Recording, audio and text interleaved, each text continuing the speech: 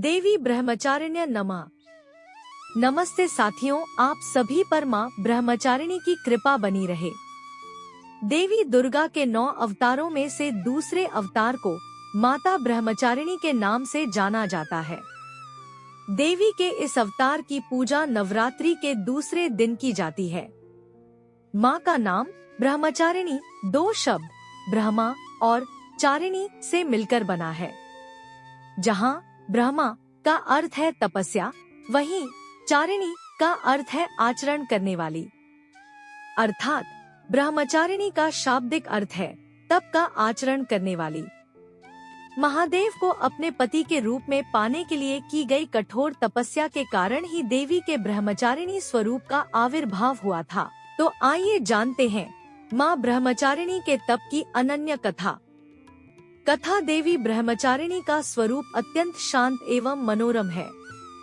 उनके दाएं हाथ में जप की अक्षयमाला और बाएं हाथ में कमंडल सुसज्जित है। इस स्वरूप में माता बिना किसी वाहन के नजर आती है। नवरात्रि के पावन त्योहार के दूसरे दिन माता ब्रह्मचारिणी की विधिपूर्वक पूजा होती है। देवी ब्रह्मचारिणी के महात्म्य की कथा महादेव के प्रति उनके प्रेम और निष्ठा से जुड़ी हुई है। माँ दुर्गा का यह अवतार मनुष्य को निष्ठा और वैराग्य की सीख देता है। उनकी महिमा की इस कथा का उल्लेख देवी भागवत महात्म्य और मार्कंडेय पुराण के कुछ जगहों पर मिलता है। धार्मिक कथाओं के अनुसार प्रजापति दक्ष ने कनखल में एक विराट यज्ञ का आयोजन किया था। महादेव के प्रति मन में विरोध और ईर्ष्या का भाव होने के कारण उन्होंने महादेव और देवी सती के अलावा उस यज्ञ में सभी को आमंत्रित किया। जब देवी सती को इस यज्ञ के बारे में पता चला तो उन्होंने यज्ञ में पहुंचकर अपने पिता से ऐसा करने का कारण पूछा। इस पर प्रजापति दक्ष ने अपनी पुत्री और महादेव को अपशब्द कहे और इस अपमान से व्यथित होकर देवी सती ने भगवान शिव का ध्यान करते हुए योगाग्नि द्वारा अपना देह त्याग दिया। माता सती के आत्मदाह के बाद समस्त सृष्टि जैसे श्रीहीन हो गई थी और महादेव भी उदासीन हो गए थे। देवताओं ने महादेव की ऐसी हालत और दानवों के उपद्रव से त्रस्त होकर आदिशक्ति का ध्यान किया। तब देवी आदिशक्ति ने सभी देवगणों को आश्वस्त किया कि वह बहुत जल्द पर्वतराज हिमालय के घर कन्या रूप में अवतरित होंगी। यही कारण है कि कालांतर में देवी ने हिमालय और मैना के घर जन्म लिया। पर्वतराज की पुत्री होने के कारण देवी पार्वती शैलपुत्री कहलाईं। ऐसी मान्यता है कि एक बार हिमालय ने देवर्षि नारद से देवी पार्वती की जन्म पत्रिका को ठीक से जांच करने का आग्रह किया था। देवर्षि ने देवी पार्वती की जन्म पत्रिका देखकर यह बताया कि आगे जाकर वह त्रिलोक के स्वामी महादेव की संगिनी बनेंगी। जब इस बात का पता देवी पार्वती को चला तो उन्होंने वन में जाकर महादेव की कठोर तपस्या करना शुरू कर दिया। इस कठोर तपस्या के दौरान देवी ने भोजन स्वरूप सिर्फ फल और फूलों पर निर्वाह किया।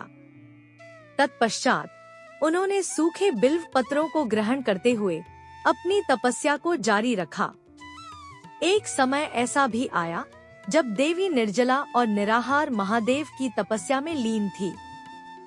महादेव को पाने के लिए देवी की इतनी कठिन तपस्या के साक्षी सभी देवी देवता एवं ऋषिमुनि बने और उन्होंने देवी पार्वती की इस तपस्या को अभूतपूर्व बताया।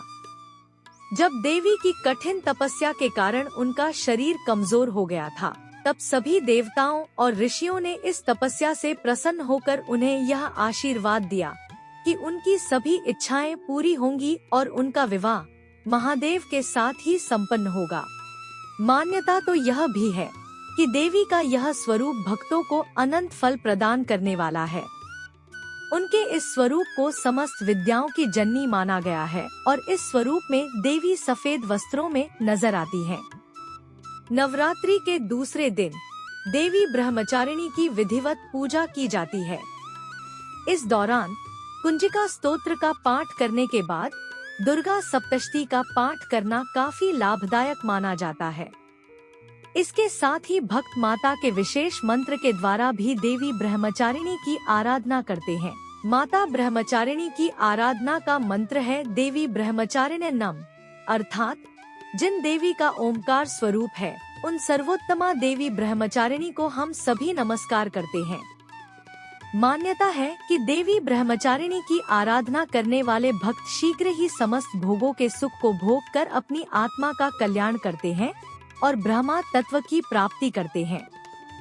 हमें भी माता की शरण प्राप्त हो ऐसी भावना भानी चाहिए।